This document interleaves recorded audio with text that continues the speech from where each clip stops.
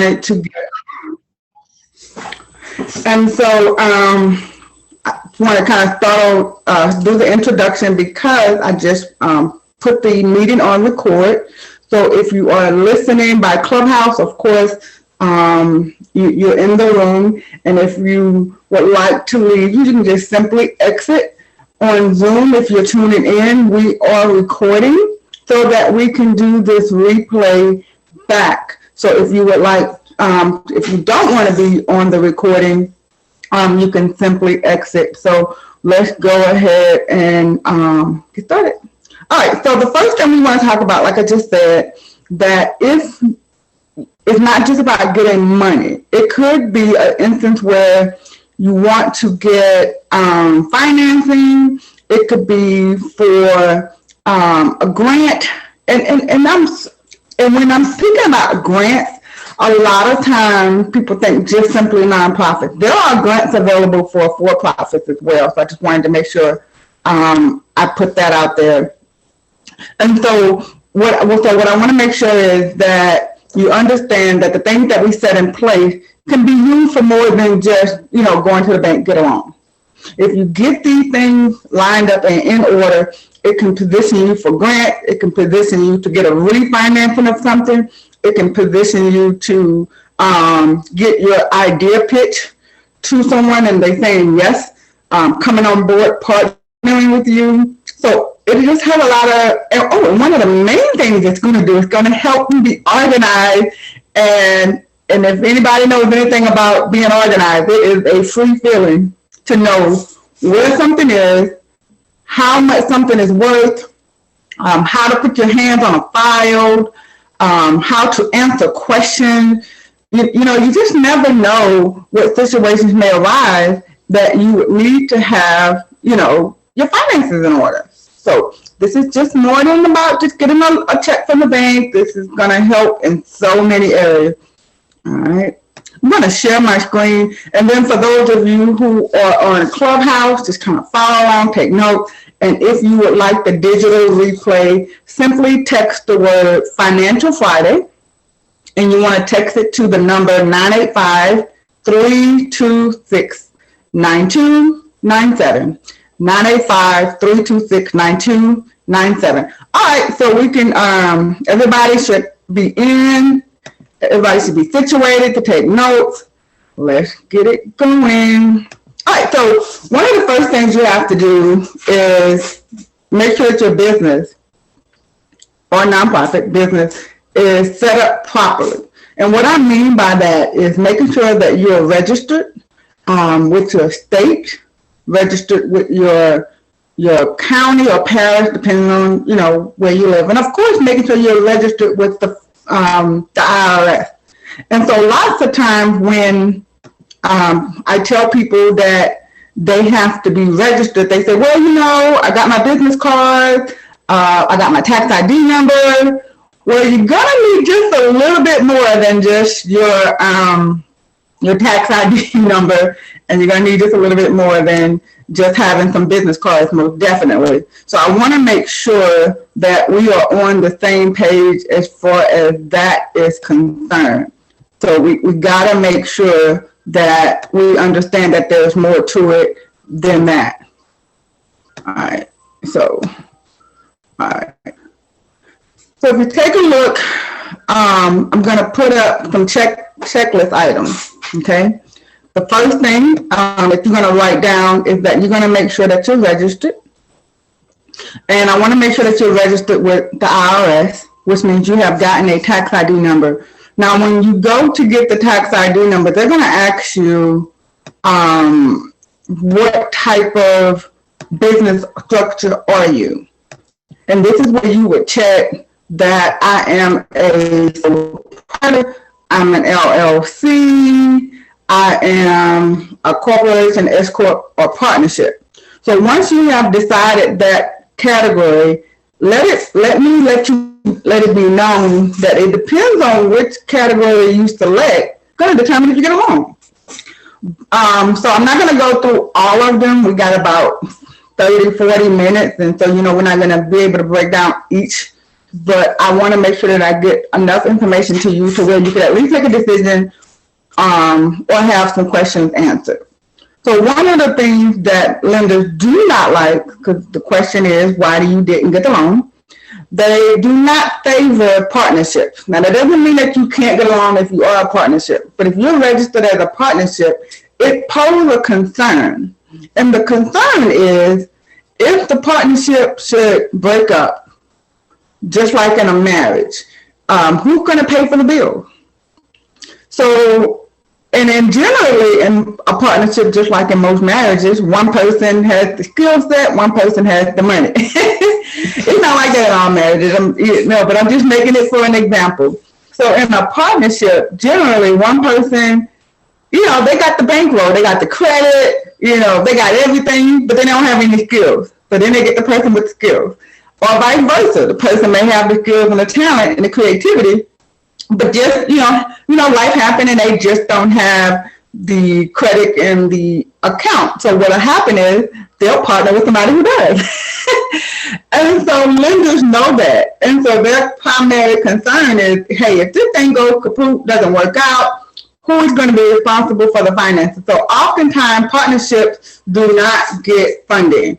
And one of the things that I recommend, and this is total sidebar, this is actually a part of another class that I teach about setting up your business structure, but I'm just going to throw this in there. If you have a desire for a partnership or you need to partner with someone, just partner with them. So basically you set up your business, let them set up their business, and then you two come together with a contract and say, hey, we're going to work on this project together. And when we get the funding, we'll have a operating agreement for just that particular project with timeline, so that you can show that you can stand alone. All right, so anyway, back to the presentation at hand. So you want to make sure that you're registered right. LLC is pretty popular and pretty okay and pretty good. They have its pros and cons as well. Like I said, we're not going to go through all the different types and different pros and cons, because that is you can just I have a course that I teach called Are You Legit? And in that we break all that down. Now, sole proprietor, not so much. If you are seeking a business loan, you do not need to be set up as a sole proprietor. Sole proprietor is just what it is. It's a paid hobby. It just means that you do something else full time, and sole proprietorship, it means you got a little something that you do on the side. That is not favorable when it comes to lenders. So if you're set up as a sole proprietor, chances are higher chances that you will not get the loan. Now, if you set up as a LLC or a corporation, those are generally easier. An S corp, we'll have to discuss that another time. So I want to make sure that you're registered right. So now that you have gotten your entity selected, you want to make sure that everything else falls in line. So what is everything else? You have your tax ID number with the IRS. You are registered with the state in which the business is housed in. And a lot of times this is where people miss it. You go to the Secretary of State page, you get your certificate, and you think that's it. No, you have to also make sure that you set up your tax account. And even if you haven't earned any money yet, you need the tax account in place. Because when you go to get a loan, they need to know that you are going to pay your taxes, or you're paying your taxes. And you're not just paying your federal taxes at the end of the year, but you are also paying your sales tax if you sell tangible items. If you're in a service-based business, you will not have a sales tax. But they want to know that you have your tax account set up for your quarterly taxes. The tax account set up for your annual taxes as well. So you have quarterly, annual, and you have sales tax. And you also have payroll taxes. So a little later today, I'm going to talk a little bit about payroll. So just stick around. So you want to make sure that you have all your taxes that you're required to have set up. Disclaimer, talk to your tax professional or your financial planner and get the details on how you need to be properly set up. Every situation is not the same, but there is a general rule you have to have your federal and your state account set up. And with your federal and with your state, you have taxes. I mean, I don't care if you're paying $1 in taxes or $1,000 in taxes. You have taxes. There's no way you're in business and don't have taxes.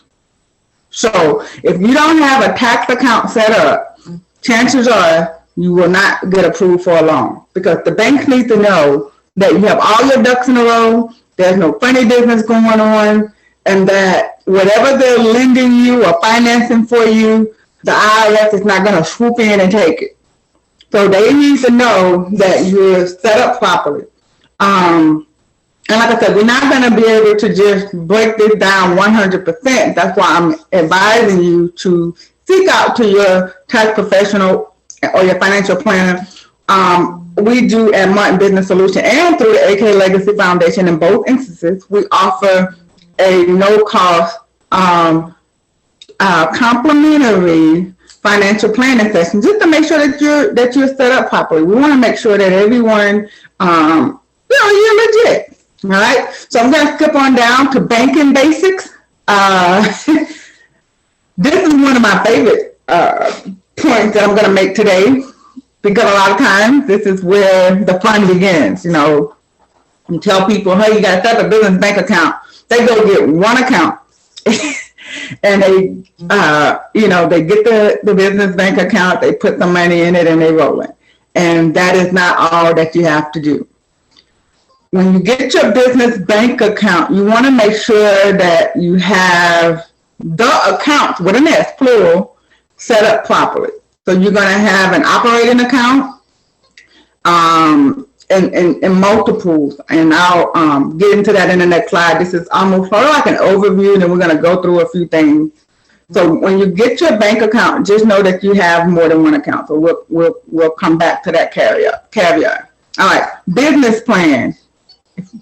So you need to have a business plan, and it needs to be a living business plan. That's what I called it. Now, I know there are probably some other fancier words, but a living business plan means that you can go back, you can edit it, you can make some changes, you can update it. Because chances are, if you started your business 10 years ago, you made some changes throughout the years. So the business plan that you had 10 years ago is probably outdated. Well, I know it's outdated.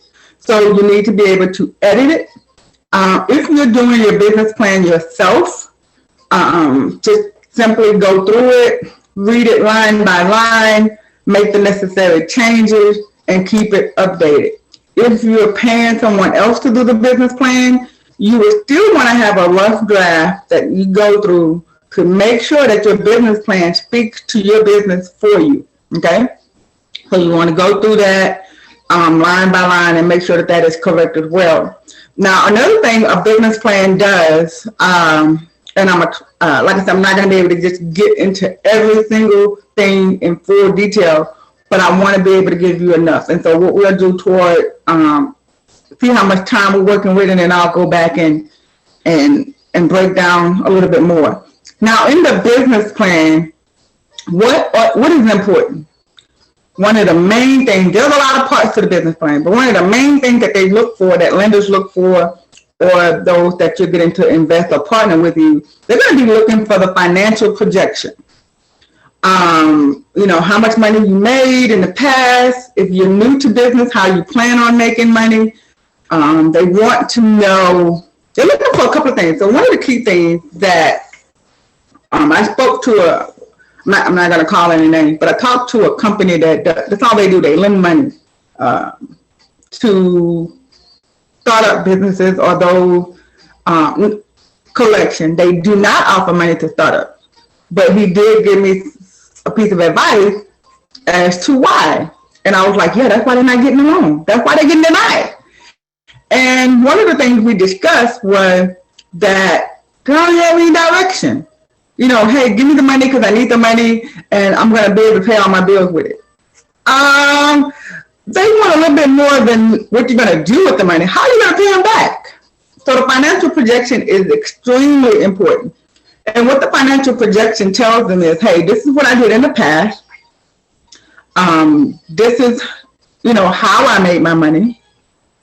But now this is what I'm going to use the loan for. And once I get the loan, it's going to help me do X, Y, Z. And then that in turn is going to allow me to be able to repay the loan in a matter of time by such and such date. So in a business plan, it's not just about how you started the business and why you know, in business and all your great ideas. That's part of it. But the main thing is going to be the financial projection. How you made your money in the past, how this loan is going to assist you right now, and what this loan is going to do for you in the future. Basically, how you're going to pay them back.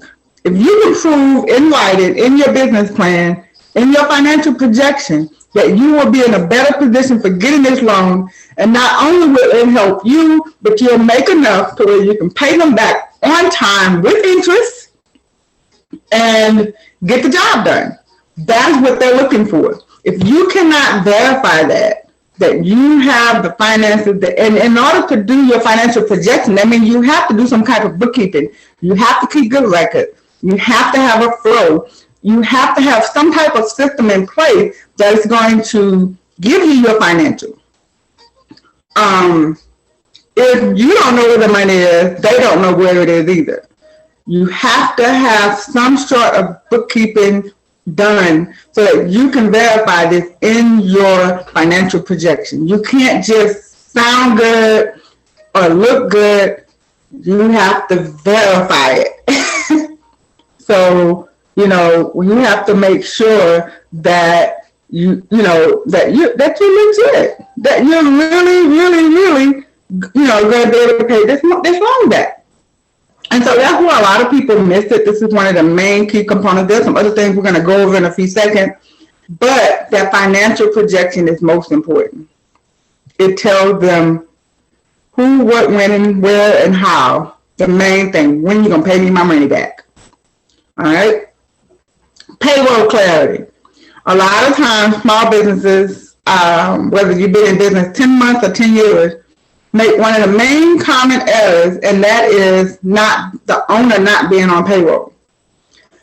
Now, I know a lot of times people say, well, I sell clothes online, or I sell Mary Kay, or I have I'm a virtual assistant, I do taxes, I wash cars, I have a clinic, a health clinic, and it's just me and one other person.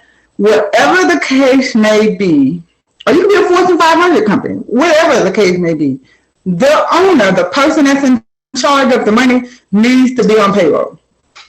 Now, what I mean by that doesn't necessarily mean you have to be a W-2 employee. You can also be a 1099 contractor. It just means that you have something set in place where you, the owner, is not treating the business like your personal, for lack of a better phrase, you're not treating the business like your financial sugar daddy.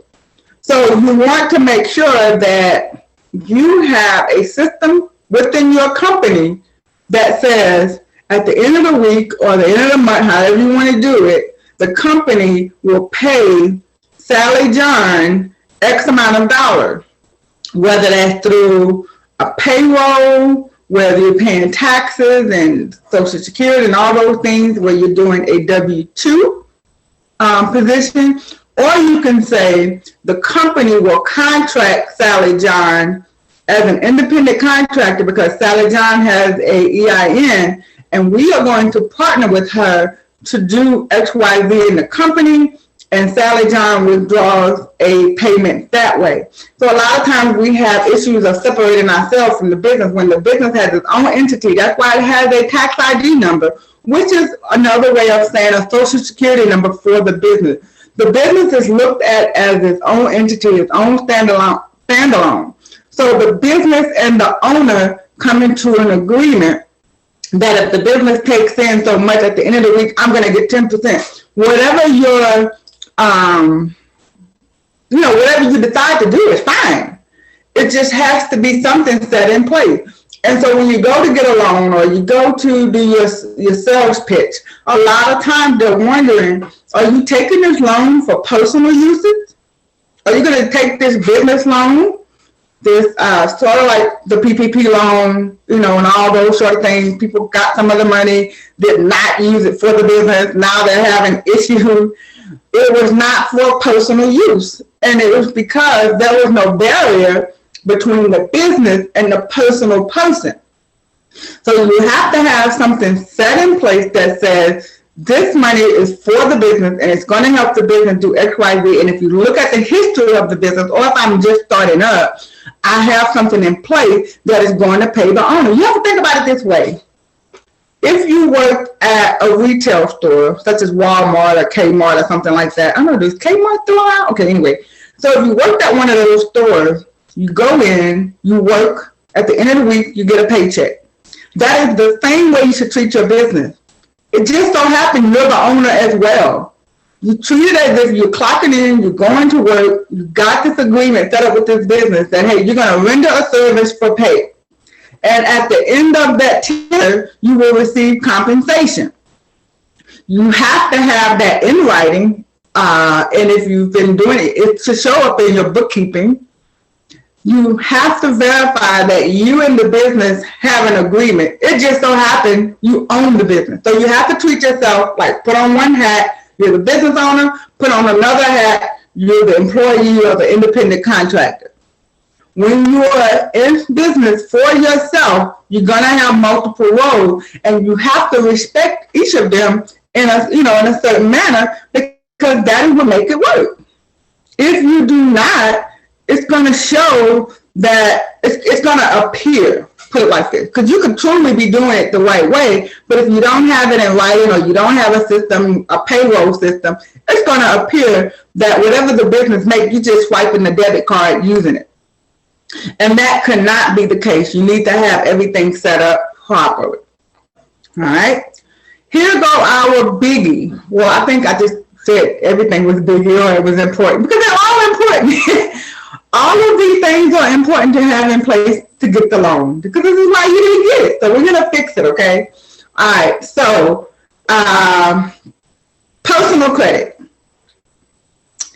I know you're in business and you got this great idea and you kind of messed up your credit trying to fund the business, or you just didn't have good credit because you didn't know, or, now that you're in this next point of your life, you want good credit, and good credit is easy to obtain if you follow the system. And of course, we're not going to go through everything about personal credit. If you would like the personal credit workshop, you could simply text the word personal credit to 985-326-9297. I have a ton of videos that I could send you for some classes that I did on personal credit. I just simply ask for that and I'll send it to you. That's no cost for the personal credit or for the replay of this one. Just text Financial Friday. Now, when you text Financial Friday, you'll get the latest recording. So let's say this is 6 months from now and you're watching a replay and you text the word Financial Friday, you'll get the last Financial Friday. Or you'll get, one of the personal credits. So unless you specify the date or the actual topic, you'll get the latest version of it. So anyway, back to the personal credit. Personal credit has to be intact. Now, the beauty of getting a business loan, your personal credit doesn't have to be at 850, doesn't have to be at 700. But some lenders require that your personal credit is at least a 580, or it may be 600, maybe 620. So between 580 and 620 is the average. Now, I've seen some circumstances where they will only ask for at least a 500. So it just depends on the lender and what their rules are. And I know you're saying, well, I'm getting a business loan. Why does my personal credit matter? Your personal credit does matter because you are the owner and you are the employee. So you're one and the same. But for the business plan, banking purposes, all of the things we talked about earlier, you're separated. Well, when it comes to the credit portion, you're the same person. And credit is not so much about the numbers, it's more so about behavior. So lenders may look and say, well, if your credit score is a 450, chances are you're not going to do right with the business loan, and then you'll get a denial. In some cases, it is about the score. They have a rule set in place, and the rule says every application must have a personal credit score of a 600. And so they're marking their checklist. You got to remember, most of these persons that you're reaching out for a loan are not entrepreneurs. They don't understand, they're not taking it. I'm not going to say they don't understand. They can't take in consideration the life of an entrepreneur, of how you have to fund things personally. This may cause you to get a late payment or something like that. They can't consider all those factors because they are operating by a checklist that has some absolutes in place, and it may say before they can even look at the loan, the personal credit may have to be a 600 or a 620 or a 650, whatever the rule is.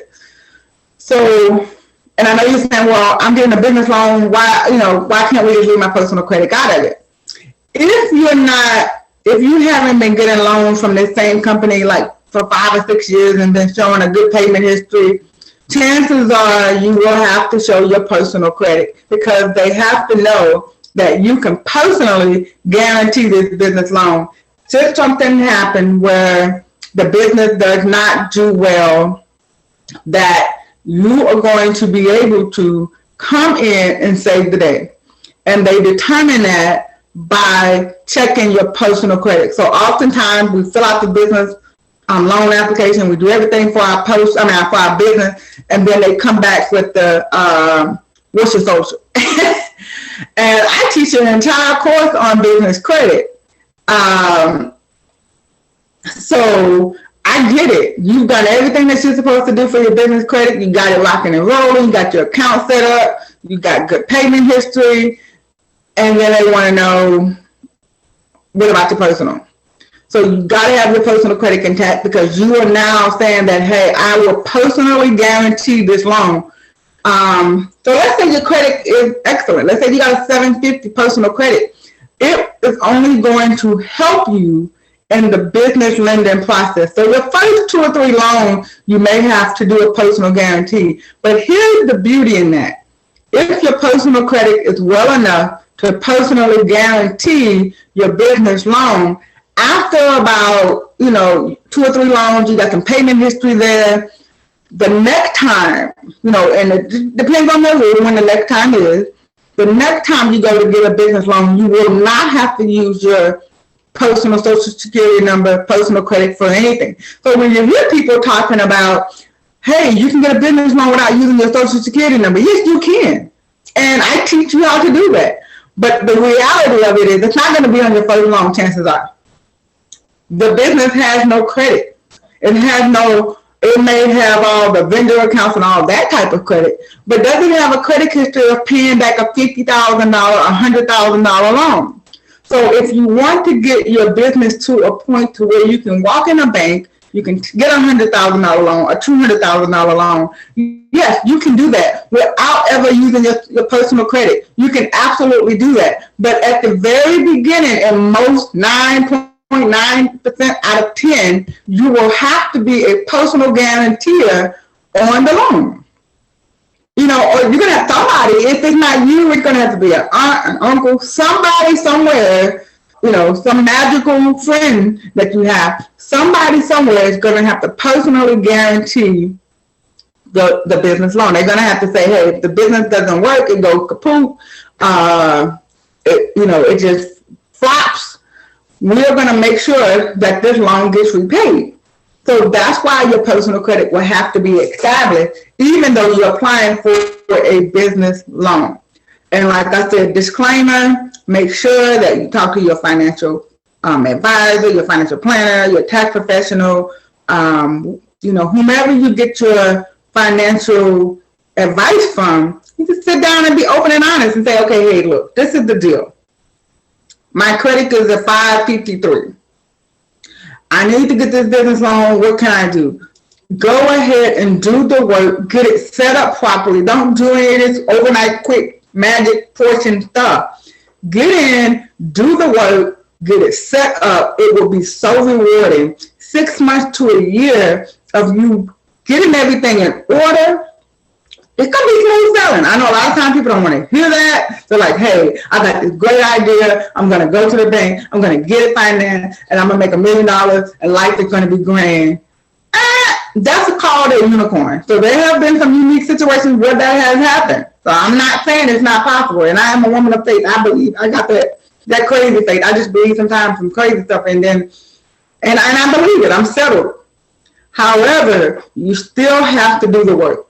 For those of you who read the good book, the Bible, it says a good name is worthy to be, it's something you should seek after. A good name is worthy, So getting a good name means you're cleaning up your personal credit and you're setting up your business properly.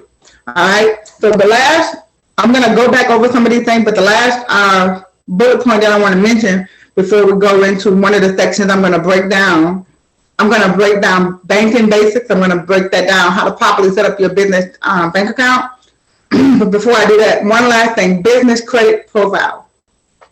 You've gotten your personal credit, you can work on your personal credit and your business credit at the same time. Did you know that? Yeah. Even though it's your company and your personal social security number, you can work on them both at the same time. You don't have to do one or the other. You can actually do them both, and in 3 to 6 months or a year, both of them are where they need to be. Business credit profile, like I said, all of these things that I talked about, if any of these subjects that you need more information about, simply text it to 985-326-9297 and we'll get you the information. Now, business credit profile, you want to make sure that you have that set up properly. And what does that look like? That you have your DUN number, your Dun & Bradstreet number, that you have your, and that's going to give you a paydex score. Just like in your personal credit, you get a FICO score. Well, in business credit, once you get your DUNS number, you'll get a paydex score. You want to make sure that in your business credit profile that the business name is spelled right, the address is correct, the phone numbers are together, the website is listed. Sidebar, if your business does not have a website, chances are you will not get a loan. Lenders now look for website. And more recently, they even asking for social media handles. Why? Because a person that they feel like, hey, they got to find something to set this apart. Everybody has a business now, So if you have taken the time to set up a website, that is a place of, it's like a digital address. So you want to make sure that you have a website that's clean and crisp, doesn't have to be fancy, just needs to be legible. It needs to have your address on it. It needs to have the phone number on it. It needs to, it needs to actually be your business. Where they're looking for that digital footprint because online is where it's at. In most cases, 9 out of 10 businesses, if you don't have a website, how can you compete in this industry? And so you gotta have a website. So back to the business credit profile. You want to make sure that everything is synonymous, that everything synchronizes, that the address that's on your business card is the address that's in your business credit profile, that everything matches. I know it's a headache, if you have, I need to, for example, I need to change my business office number. So I have 2 numbers, and the main number for the office, I really just need to get rid of the phone. I'm not even, I just need to pivot to a different system. But I know if I change that, I change the phone number, and I have to change the phone number everywhere so that my business credit profile remains, with an A+ rating. The nightmare of that, just thinking about it, so I'm thinking to myself as well. That's why I haven't changed the phone. I'm like, look, you know what? I'll just have 2 phones because I use, the task of having to change everything. You got to change it at the bank. You have to change it on your business cards. You have to change it on your Dun & Bradstreet. If you're in Sam's, you got to change it there. You got to change it with the Secretary of State. I mean, it's just nail biting. But that's why if you're a startup, you are in the best possible position because you really haven't gotten into a whole lot and you can easily go and change things. For those of us that have been in business 10, 20 years, thank God it's 22 years in my case. January will be my 23rd year in business. I give God all the glory for that. But when you've been in business a long time, changing something is like, you know what, just forget it. I'll just pay for two. And because, you know, we know the task that's ahead of us. So those of you who are new to business, you are in the best possible position because you can get all these things in order without it having to be so deep and so much. So on your business credit profile, you need to make sure that everything matches. The name, the owner, the address, phone number, website, social media, the color scheme, everything matches, okay? And like I said, we can get more in depth in that. All right, so really quick before we wrap up, I want to go over business banking basics. Like I said, there's no way that I could go over, let's see how many bullet points. We talked about making sure the business is registered correctly, banking basics, your profit. Oh, we skipped over profit and loss reports. Well, that's a whole other, I don't want to, we only got about 10 more minutes. So profit and loss report, the business plan we did talk about is more than just a summary of the business and what you plan to do. It also includes your financial projections on how you're going to pay the money back. Payroll clarity, making sure that the owner is either on a W-2 payroll or has a contract established in writing that is going to be operating business with the business as a independent contractor. We talked about personal credit, how important it is to make sure that your personal credit is intact. And we talked about the business credit profile, making sure that everything matches. When lenders go to pull for your loan app, they do check all those places, and you want to make sure that everything matches. If you change one thing in one place, you have to change it everywhere. So make sure that when you make a change, that it's going to be a permanent change, or if it's temporary, that you have something in place that's going to remind you to go back and change it. So I want to break down. I want to spend our last few minutes talking about business banking basics, because this is something that's going to help you get organized so that you can do the business plan, so that you can set up the payroll. All of this is where it's going to start. Because once you set up your business bank account correctly, that means everything else is intact. Because in order to set it up, you have to have this in place, okay? All right. So there are so many things we can do, but we're gonna just for the sake of example, we're only gonna do 3 today, all right? So if you have a business bank account, yay, kudos to you, you are on your way. So we want to make sure that you go back to and it doesn't have to be at the same bank. Let me put this disclaimer out there. We're going to make sure that you have at least 3 accounts set up by the end of this session today. And we're going to start with 3. There's more that we could do, but we're going to just keep it simple. 1, 2, 3, ABC. All right. So the first one is going to be called the operating account. And that's generally what most people have. And that's what you probably have now. You probably have just an operating account. Okay. The operating account is going to be where you collect the money, where the revenue comes in. If someone pays you with a check, this is where you're going to deposit it. This takes care of all the money, the taking in of the money. Okay. And it's also usually the account where you're going to pay the bill. You're going to make sure that if the business is a brick and mortar, this is where you pay your rent.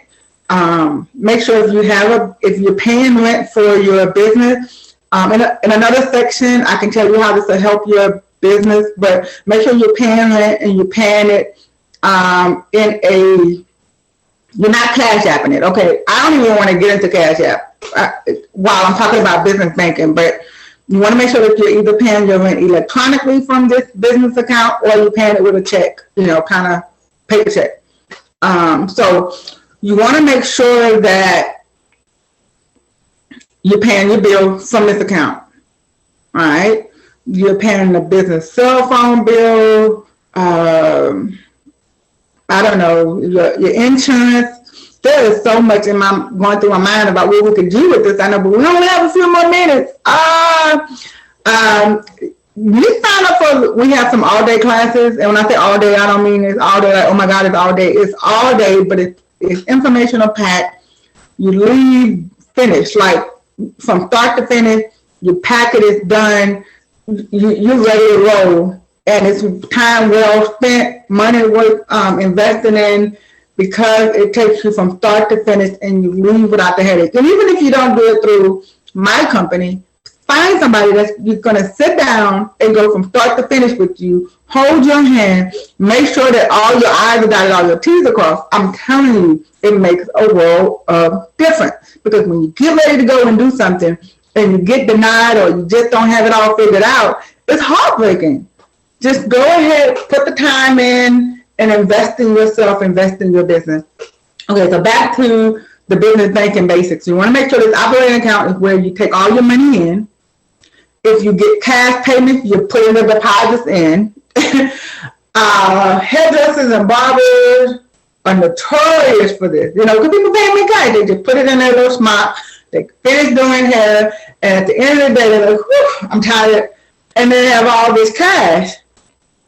Well, it needs to be deposited on the way home.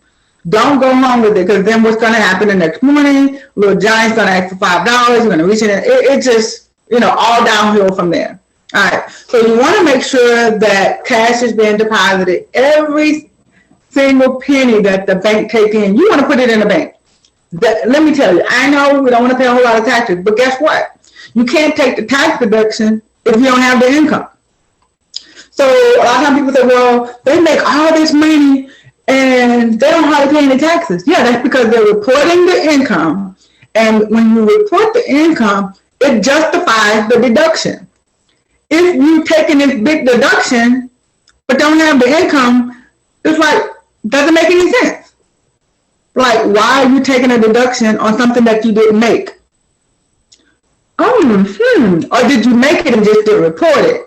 So you want to put all the money in so that you could take advantage of the deduction, and so that you can have a good bookkeeping record, and you want your business to show a profit.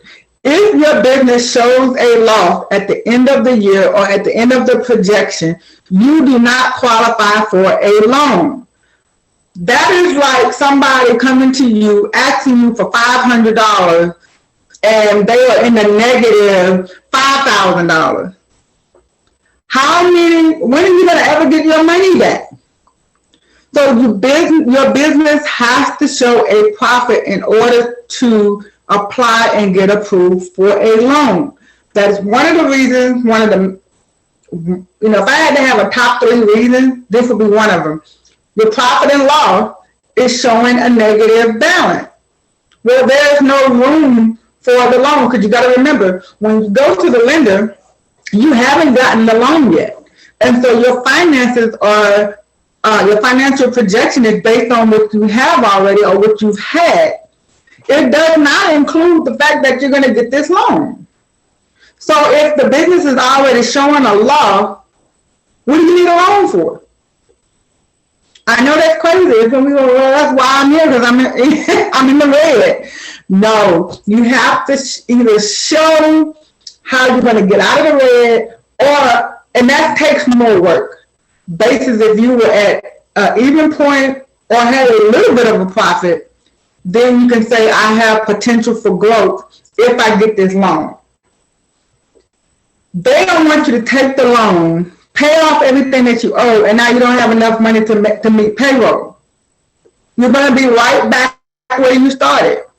That was not a part of the presentation. I just get passionate about it because I want to help. All right, so back to the operating account. In the operating account, this is where you're going to take the money in. You're going to, like you got PayPal, Square, whatever you use. This is where the money is going to go. If you have cash, you're going to make sure that it's deposited.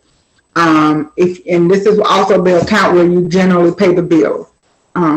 So because when we're picking 3 accounts for today for business banking basic, this is how we set up the operating account. Operating account is almost like the hub where the money comes in, where the money goes out.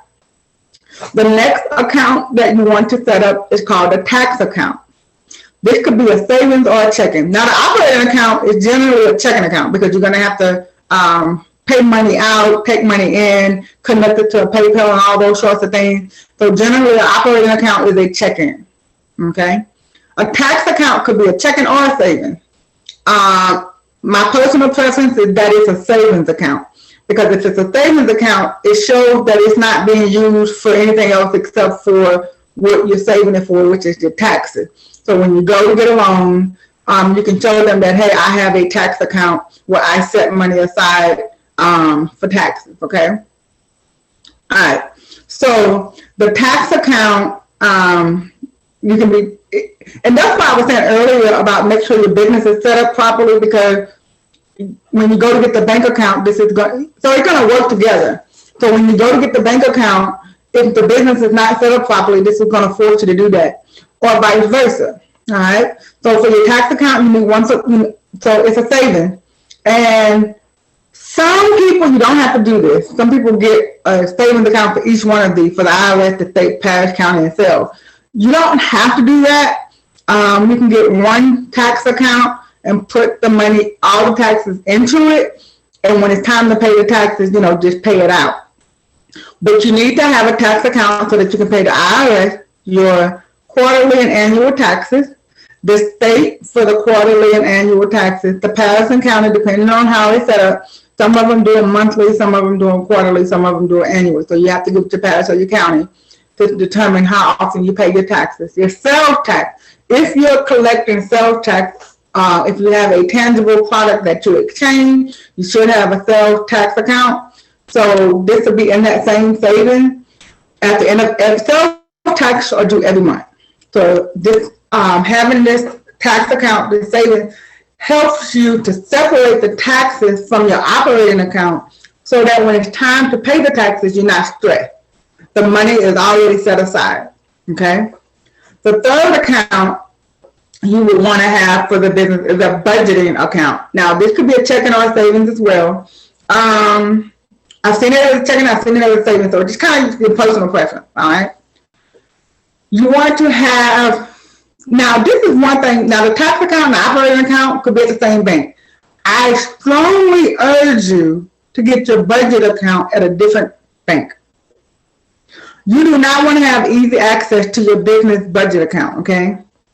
You can call it, you can give it another name. This is just the name that I use, but you can give it whatever name you need. This is where your emergency fund would be. Yes, the business needs an emergency fund, just like in your personal. We teach our clients in our personal that they need to have an emergency fund of at least $1,000. Ideally, 3 to 6 months of expenses would be great, but the bare minimum, at least $1,000 in it. Well, try to use that same principle for your business. Have something in it. If you got to start off with $25, you need something, just get that habit going.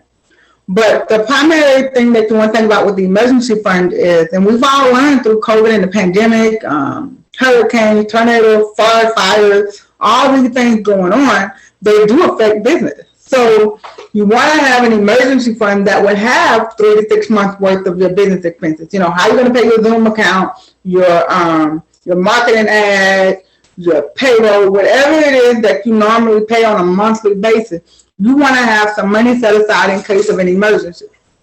Your computer go out. If you're a virtual assistant, you have to have your computer. Computer go out. You want to be able to go out and get one without it being a financial strain to the business. All right. So let me check in on my folks. All right. So you want to have an emergency fund, and this could be inside of the budgeting account. Okay. The budgeting account could be for your marketing dollars. Don't just be taking Facebook ads or Google ads just on a whim. Is it in your budget? Okay, so your marketing dollars need to be earmarked.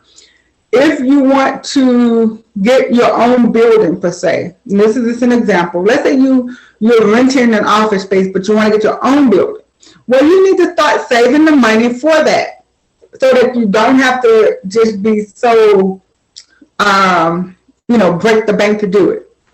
So those are some of the things that you want to do. So in your business banking basics, you got to have an operating account. That's for the money to come in, money to go out to pay the bill. Your tax account could be a checking or a savings. This is where you're going to save just the taxes. Everything in here goes in so that you can, when it comes time to pay the IRS, you can cut the check. Okay.